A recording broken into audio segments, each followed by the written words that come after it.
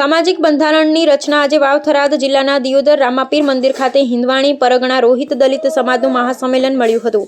સમાજમાં ચાલતા કુરિવાજોને તિલાંજલિ આપી સમાજનો ઉદ્ધાર થાય, સમાજ શિક્ષણ તરફ આગળ વધે તેને લઈ હિંદવાણી પરગણા 84 ગુણ રોહિત દલિત સમાજનું નવું બંધારણ ઘડી બંધારણને અમલમાં મૂક્યું હતું। આ નવા બંધારણમાં લગ્ન અને મરણ પ્રસંગે થતા ખોટા ખર્ચા બંધ કરવા સહિત વિવિધ મુદ્દાઓ પર બંધારણ ઘડ્યું હતું। વાવ-થરાદ જિલ્લામાં એક બાદ એક સમાજ હવે એકત્રિત થઈ સમાજમાં ચાલતા કુરિવાજોને તિલાંજલિ આપી રહ્યા છે। થોડા દિવસો અગાઉ ઠાકોર સમાજ તેમજ રબારી સમાજનું નવું બંધારણ અમલમાં મૂક્યું હતું। હવે હિંદવાણી રોહિત દલિત સમાજના ઉદ્ધાર માટે નવું બંધારણ અમલમાં મૂક્યું છે। આજે દિયોદર રામાપીર મંદિર ખાતે હિંદવાણી રોહિત દલિત રામાપીર મંદિર ખાતે હિંદવાણી રોહિત દલિત સમાજનું મહાસંમેલન મળ્યું, જેમાં સમાજના વરિષ્ઠ આગેવાનોની હાજરીમાં નવા બંધારણની જાહેરાત કરાઈ। આજે દિયોદર રામાપીર મંદિર ખાતે યોજાયેલ હિંદવાણી રોહિત દલિત સમાજના મહાસંમેલનમાં કુરિવાજોને તિલાંજલિ આપી કુલ નવા 11 મુદ્દાઓનું બંધારણ અમલમાં મૂકવામાં આવ્યું, જેમાં સૌ કોઈ સમાજના આગેવાનોએ આ નવા બંધારણને અમલમાં મૂકી તેનું પાલન કરવા આહવાન કર્યું હતું। સમાજમાં બંધારણના અમલીકરણને સમાજે વધાવ્યું હતું અને એક તાતણે બંધાયા હતા। નવું બંધારણ: એક સગાઈનો વ્યવહાર, સગાઈમાં 21 માણસો જવા અને કંકુ પડો, શ્રીફળ, 1 રૂપિયો, નાડાછડી ચૂંદડી સાથે લઈ જવું અને સાડી લઈ જવું। લગ્ન વધાવવાનો વ્યવહાર, લગ્ન લઈ અને 11 માણસોએ જવું અને સવારે જવું, જાન સવારમાં લઈને જવી ને 100 જણાએ લઈને જવું। દાગીના: ચાંદીની ઝાંઝરી 200 ગ્રામ, ચાંદીનું મંગળસૂત્ર 200 ગ્રામ, સાદી બંગડી લઈને જવું। મામેરું 11,000 થી 25,000 સુધીનું કરવું। પુનઃ લગ્નમાં દહેજ ₹400 ને ચાંદીની ઝાંઝર, મંગળસૂત્ર, સાદી બંગડી લઈને જવી। મોસાળું 11,000 થી 51,000નું કરવું। ધર્મે લગ્નમાં કન્યાના બાપે દાગીના લેવા અને મૂર્તિયાને સાદી બંગડી લઈને જવી। દહેજ 525 મૂર્તિયા પક્ષે ભરવા। કન્યાને વળતરમાં બાજોટ, પિત્તળનું બેડું, વાટલું અને કળશીઓ તેમજ દીવો ઘર લેવું। કાચું સગપડનો ઠરાવ: કાચું સગપડ તોડે અને ગુરુગાર બને તો ₹25,000 ભરવા। મરણ પ્રસંગે ખીચડી કઢી રાખવી, 4 દિવસમાં પૂરું કરવું, ભાતીના ₹10 લેવા।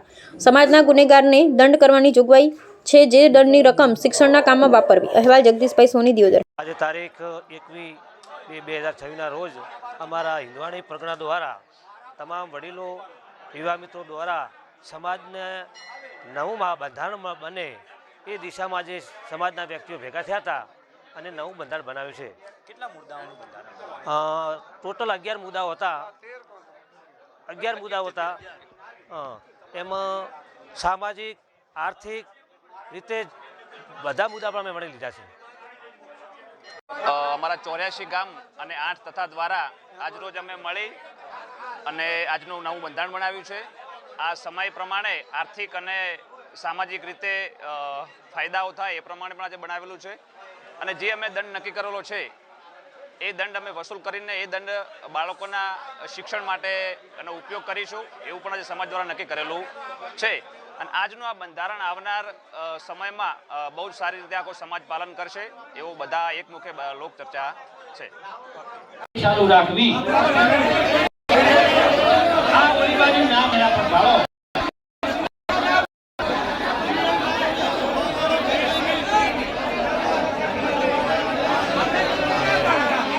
હવે જો એનું સોલ્યુશન આપણે લાવ્યું છે।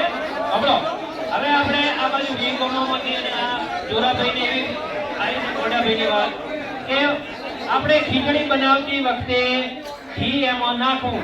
યથાશક્તિ એટલે એ ઘીનો પ્રશ્ન સોલ્વ થઈ જાય, બરાબર છે? જો નાખવું ખરી, ભલે તમારે જેટલું નાખવું એટલું પણ નાખવું ખરી, એટલે આ પ્રશ્ન સોલ્વ થાય।